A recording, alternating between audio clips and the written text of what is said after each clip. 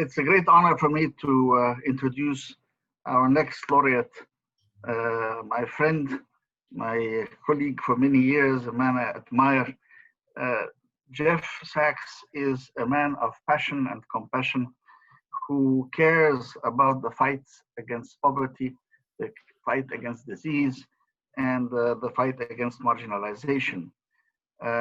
He is a man of enormous erudition, and this you may not know, all of you, that I'm not even sure Emma Torres knows that, but that just before the pandemic struck, he and I were working on a project to bring together international scholars from various places to discuss post-Aristotelian logic. That's how far his interests go. But as a man of has a razor-sharp intellect, he turned the dismal science on its head. He brings a breadth of vision and a towering intellectual presence to the fight against poverty, against the pandemic, and against marginalization, and to the fight for sustainability. And the poor and future generations could not ask for a better champion. Excellencies, ladies and gentlemen, my friend and a person I truly enormously admire, Dr. Jeffrey Sachs.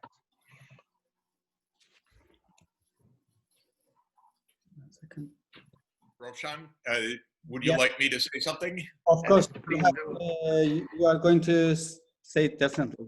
We will be honored.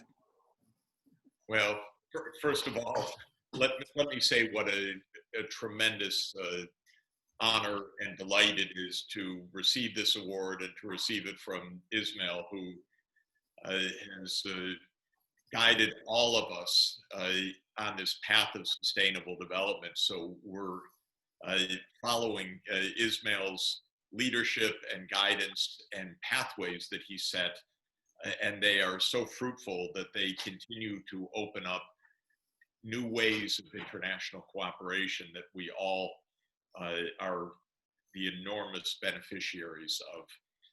It is a special delight to, not just a delight, it's a profound privilege to be together with Kailash receiving this award. I have to confess that when I read the email, until this morning, I thought I was jumping online to help celebrate Kailash. I didn't realize I had anything to do with today's event. So I was joining to celebrate Kailash, but then I read the last line. I apologize for not having noticed earlier, but thank you for letting me play a supporting role to championing Kailash's work and the leadership that he gives and the inspiration that he gives and the fundamental truth that it is so deep and so real that the future of the planet depends on our children and how we treat them. This is the most basic point of all. And the decency of a world in how it addresses the needs of children. Are they adequately fed? Nutrition, moral guidance, safe environment, schooling, safety from abuse is the profound test for all of us. And it's never been put in a more stark way than during COVID-19,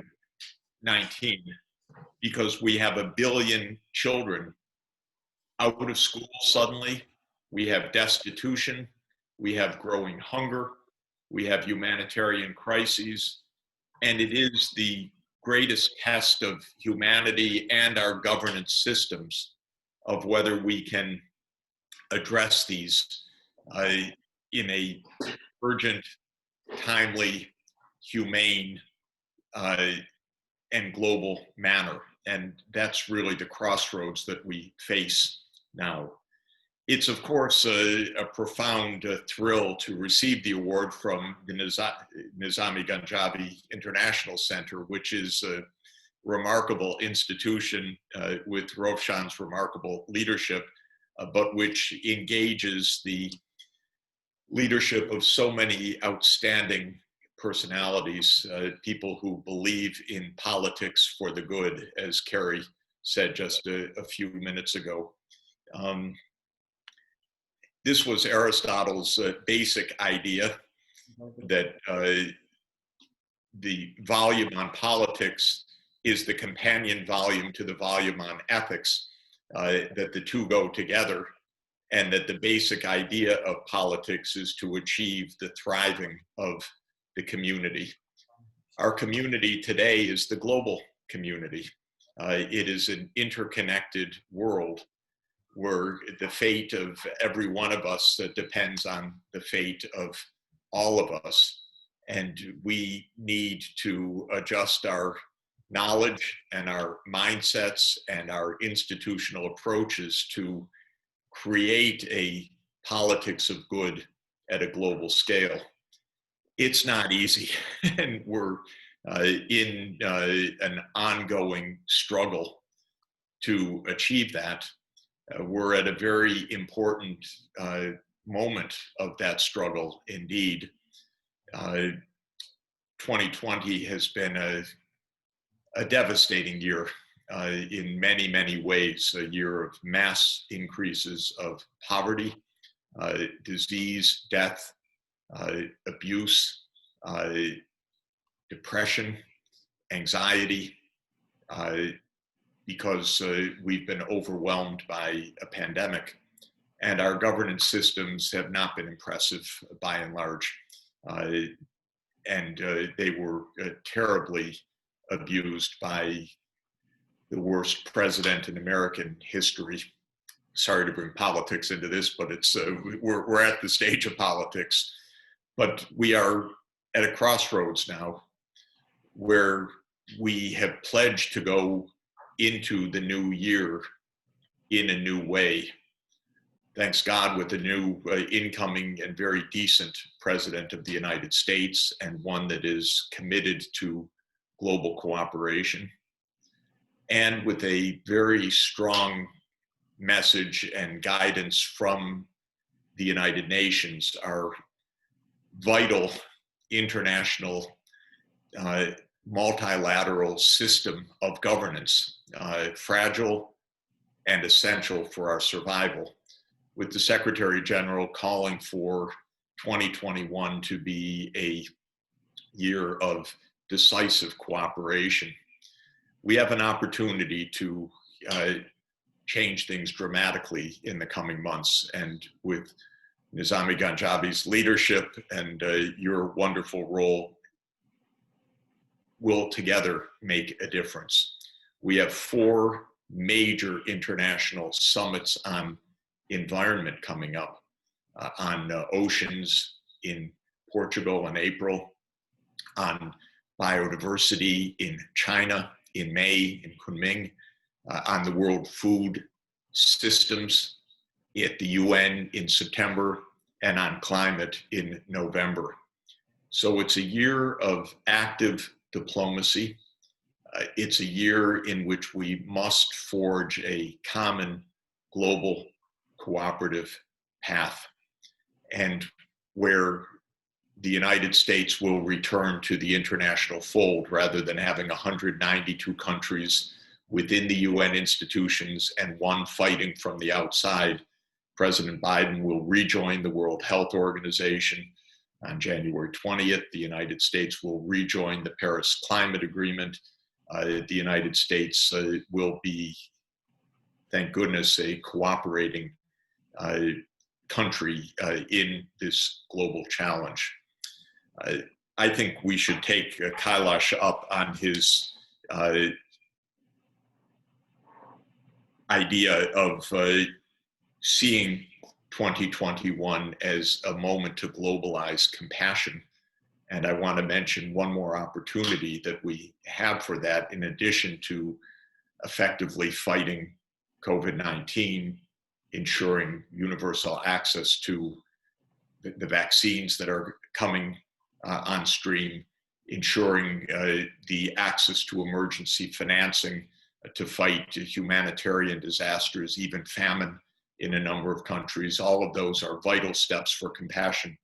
But we have another opportunity, I believe, that is exactly along Kailash's vision, and that is that Pope Francis, who we saw in the video just a moment ago, has called for a new global compact on education. We will be launching together with Pope Francis and with UNESCO and with Ban Ki-moon in the coming days an initiative to champion one part of the Sustainable Development Goals, Target 4.7, which is a crucial goal for us. I'll just read it briefly. It is to ensure that all learners, that is children and adults, acquire knowledge and skills needed to promote sustainable development, including, among others, through the education for sustainable development and sustainable lifestyles, human rights, gender equality, the promotion of a culture of peace and nonviolence, global citizenship, and the appreciation of cultural diversity and of culture's contributions to sustainable development.